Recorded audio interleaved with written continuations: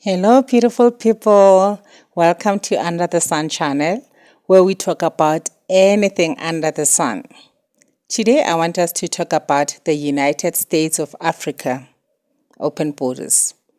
Why I personally do not see it happening anytime soon, and more importantly, why our leaders are not even vocal on this matter.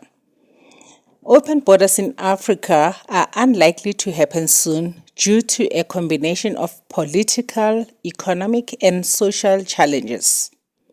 Some of the main reasons include 1. Security and stability, 2. Economic disparities, 3. Political instability and governance challenges, 4. Infrastructural challenges, 5. Existing regional tensions, 6. Different economic policies, and lastly, that is number 7, refugees and migration management. Now, let's break them down. Let's start with security and stability, and under that, we have terrorism and insurgent groups. Countries like Nigeria, Mali, and Somalia face ongoing threats from groups like Boko Haram, Al-Shabaab, and other militant organizations. Open borders could exacerbate the spread of terrorism and other forms of violent extremism, making it harder to control borders effectively. We also have smuggling and crime.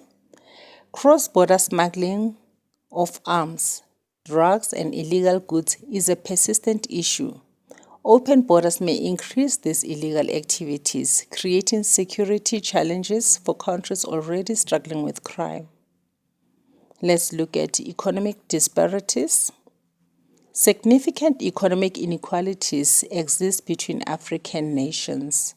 Countries with stronger economies fear that open borders might lead to an influx of people from poorer nations, creating pressure on their job markets, social services, and resources. As we can see it happening in South Africa, high exploitation of migrants whereby they seek better opportunities and thus resulting in social strain and economic imbalances. We go to political instability and governance challenges. There we have weak institutions. Some African states struggle with fragile governance system and weak institutions. Introducing open borders in such environments could worsen instability, as it would be harder to control migration, enforce laws, and manage conflict. We also have fear of losing sovereignty. Many governments are reluctant to cede control over their borders because they see this as a loss of national sovereignty. They prefer to maintain tight control to manage their own security, trade policies, and immigration laws. Let's look at infrastructural challenges. Under that, we have weak transportation networks. Many African countries still lack the infrastructure to support large-scale migration and trade across borders. Poor road networks, inadequate customs facilities, and weak communication systems make it difficult to facilitate the smooth flow of goods and people. We also have border control technology. Modern border management system, for example, biometric system or real-time monitoring, are expensive and difficult to implement across large, often remote areas. Without these tools, opening borders would present huge logistical and security risks. Existing regional tensions. We all know we have historical conflicts. Many African nations have experienced border disputes and conflicts with their neighbors. For example, Ethiopia and Eritrea, Morocco, Western Sahara. Without resolving these tensions, countries are hesitant to open borders for fear of reigniting hostilities. We also have ethnic and cultural differences. Countries with diverse ethnic and cultural groups often have fragile internal dynamics. Large-scale migration from neighboring countries could disrupt social cohesion and lead to inter-ethnic or inter-tribal conflicts. Let us not even go far. Look at the online tension between South Africa and Nigeria. Okay, let's look at the different economic policies.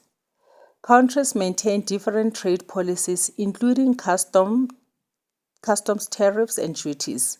Opening borders without aligning these policies could lead to smuggling, tax evasion, and an unfair economic advantage for certain countries.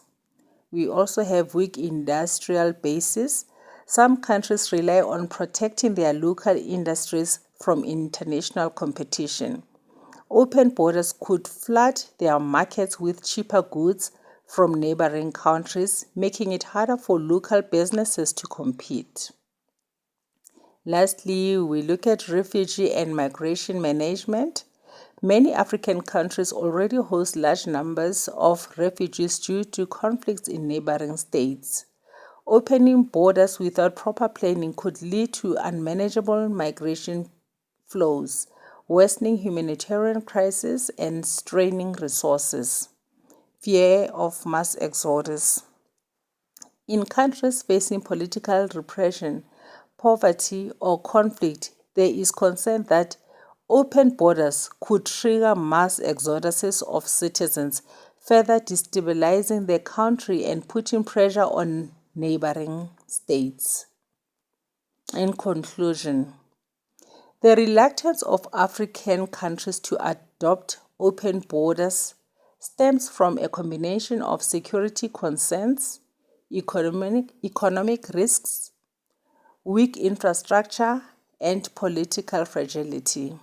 While there is progress in some regions towards more integrated markets and movements of people, it will take significant time, cooperation, and resources to address these challenges comprehensively across the continent.